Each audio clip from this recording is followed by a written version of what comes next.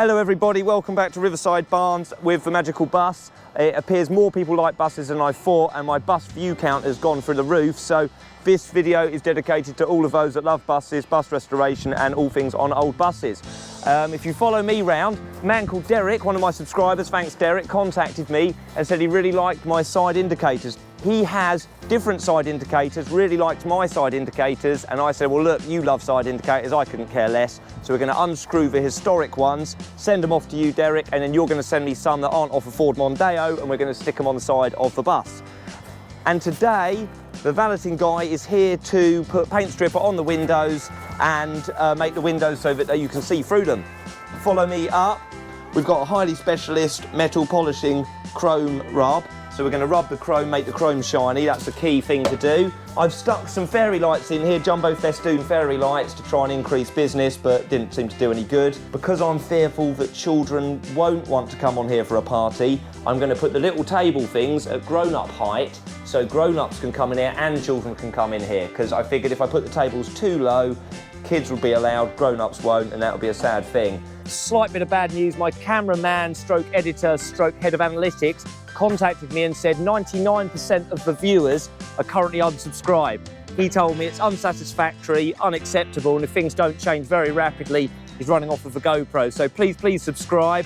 Tomorrow, the bus restoration specialist, aka my carpenter, will be joining us. He's going to do ply along here, tables along here, and the aim is within maybe 1 to 2 weeks we've got a fully operational party bus that's good to go. I wanted to do maybe 4 or 5 videos of the bus. You've seen me buying it and collecting it and cleaning it.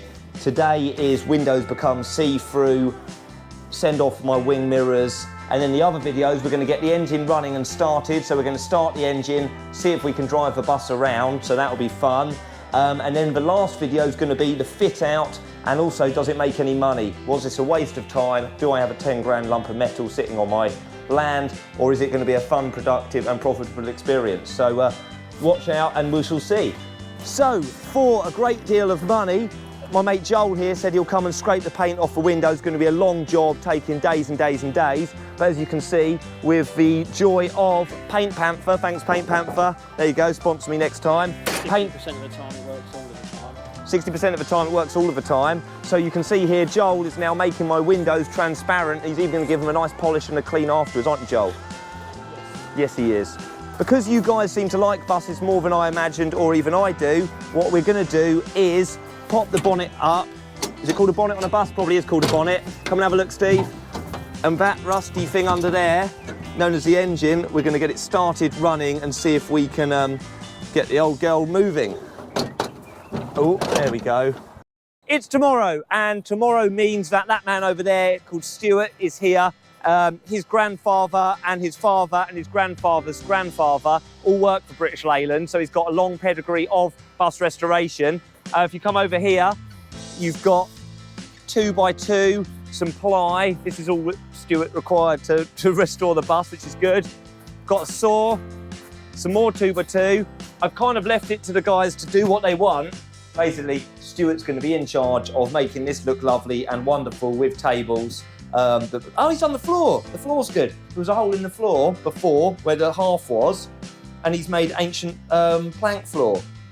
Oh, it's really good. Yeah, look at that. Lovely. So we've restored the floor, which is good. And if I take you upstairs, I'll show you out of the new windows.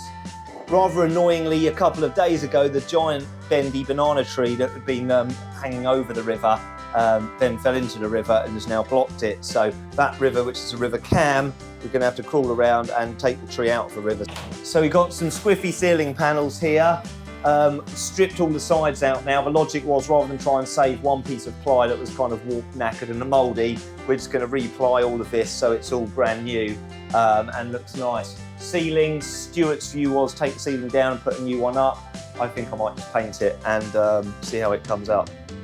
And shouldn't forget, we've now got windows that you can see out of. So here's some windows overlooking a lake, overlooking some teepees, overlooking a car park and a play area.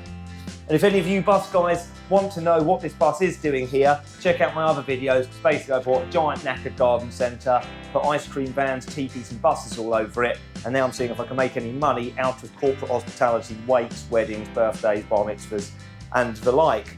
A couple of questions that keep, well, it's one question that keeps getting asked and asked is, people seem to think this is an earlier bus. They said, has it got a crashed gearbox? I googled crashed gearbox and it sent me onto a YouTube link with a bloke pushing some pedals. So if my cameraman films the pedals and the other stuff, if you can tell me if that's a crashed gearbox, what a crashed gearbox is, that would be good. But another bus fan very kindly sent me the link to the whole history of the bus and where it's been and what it's been up to. So that was really, really quite nice of them. So if you can tell me what this is and half the buttons, we'll make a video at some point on what do the buttons do. So the bus fans can tell me what the buttons do, because currently I'm still unaware as to what half the buttons and levers and switches do. So we'll make a bus control video as well. My carpenter's making a run for it because he's neither that registered nor putting us through the books. The ceiling, he wanted to kill my ceiling and said, look, it's all wibbly, got stickers all over it, jagged bits of metal. And I fought him and said, no, it's an historic ceiling, you can't kill it. And now I've had to change of plan, because underneath the bent metal ceiling are these like wooden things, and it looks a lot cleaner and a lot cooler. So what we're going to do is strip the ceiling out so that it's now all big and open, and paint it a nice colour so it looks pretty. That's a big update. That's a big bus update. That's one of the key changes. So yeah, the ceiling's going to go. In my last video, I mentioned that I was going to remove this pod on the back so it was all big and open. The fear of rats, mice and mini beasts going in, and the fact this is a cool historic feature and represents that it was a house, means that the door and the pod on the back shall stay another day. So pod, door, not going anywhere, which I think is a wonderful thing. Thank you very much for watching the bus video part 2 or 3, whichever it is. There's a button over there which says subscribe.